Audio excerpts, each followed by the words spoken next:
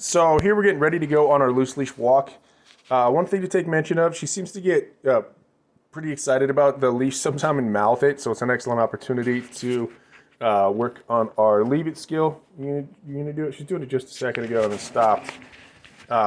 Even before I had an opportunity to tell her leave it. Actually, again, once you do enough repetitions with something, then a lot of times she just figured out, okay, that's not something you like, so we'll stop there. So another thing to take mention of, I like to have dogs give me a sit before we take off out the front door. Just gets them in a mode. I've got to focus in before we take off. So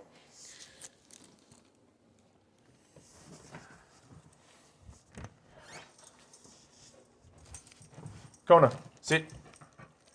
Good girl. Free. Good job.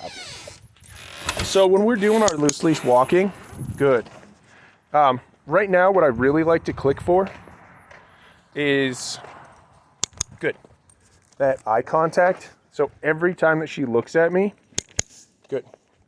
I'm going to, good. Give her a click and a treat. So I want her to know that checking in with me is a good thing. And it will help your pup to also be less concerned. She gets like fairly nervous when we go on our walks and she hears the dog bark or anything. She's just a pup. She's just getting used to everything that's going on around her. So great to have her focusing in on you so that she realizes that she can trust that you know if there's something to be concerned about. Good job. So checking in, many check-ins with you is a really great thing. So when you're first working with her, I encourage you, every time she looks at you is a great opportunity to give her a click and a treat. So she will be getting boatloads of treats when you're first working on loose leash walking. So we've gotten to the point now, she's getting more comfortable with the area, that we go about every 8 paces, to be exact, and then she gets a click and a treat. So we just count out 1, Kona, 2, 3, 4, 5, 6, 7, 8. Good job. 1, 2, 3, 4, 5, 6, 7, 8. Good job. So it seems to be about as soon as she loses interest and can get distracted. So that's basically what we are sticking with. Every 8 paces we get a click and a treat, and that's all well and good. See, we're pretty concerned when we get outside. Got a lot going on. So another great exercise is just to switch directions on her, Kona. So I would do it in a pretty short distance. So what that looks like is actually a little something like this. So we just say, Kona. Give her a click as soon as she hones in on us. Switch here, Kona. Give her a click as soon as she focuses in on us. Kona. Kona. Give her a click. Kona. Good girl, yes! Kona. Good girl. And we really want to make it as fun for her as possible, so, you know, good girl, good job, letting her know she's doing the right thing. We certainly encourage that. And then zipping around with her a little bit so you can kind of go a little faster sometimes. Kona! Kona!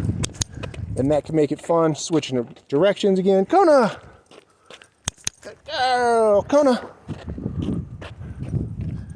Good girl! And make it as fun as possible. Can really be beneficial to actually learning. So, very good job, my sweets. Yes. So as I mentioned before, really beneficial to Kona. Good girl. We found a plant that smelled good. Really beneficial to work on, relax on a mat when we get out front. Good girl. And also, so I mentioned that we go 8 paces right now. So we just continue to increase the amount of paces that we go between clicks and treats. So we start phasing out our treats. So we don't want her to be stuck on treats for everything. Kona, sit. Free. Good girl. girl. Excellent work, my lady. Yes. Yes, you do good, huh? Good girl. And then one side note, I'll set you down here for a second. Okay. One side note on the treats. Here we go. Oh, she stopped. She was doing a little nibbling on the leash. You did good. Good job leaving that, sweetie. Good work.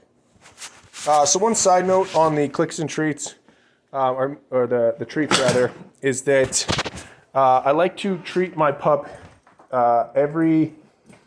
so step one is every in 2 to 4 weeks, see how she's doing. If she's doing everything quickly and correctly, then at that point start to cut back and do every other time. So every other time, so I would just say, Kona, come, sit. Kona, come, sit. Good girl. And then give her a treat. And just start to make it more variable. And once you're doing it every other time, then you could start to do it every few times.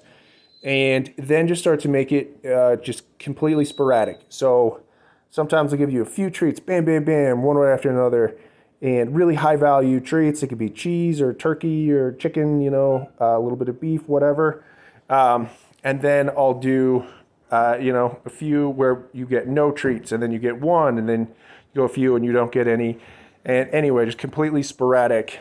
And that's the way that you want to cut back on treats, to where it just becomes just unknown when I'm going to get treats. That actually makes it to where the variability becomes a reward in itself, that I don't know when I'm going to get it. So I explain it just like a slot machine. If you knew every time that every third pull you were going to get one, it'd be far less exciting than having it be completely variable. So anyway, Miss Kona is awesome. She has done a very, very good job. So we'll sign off there.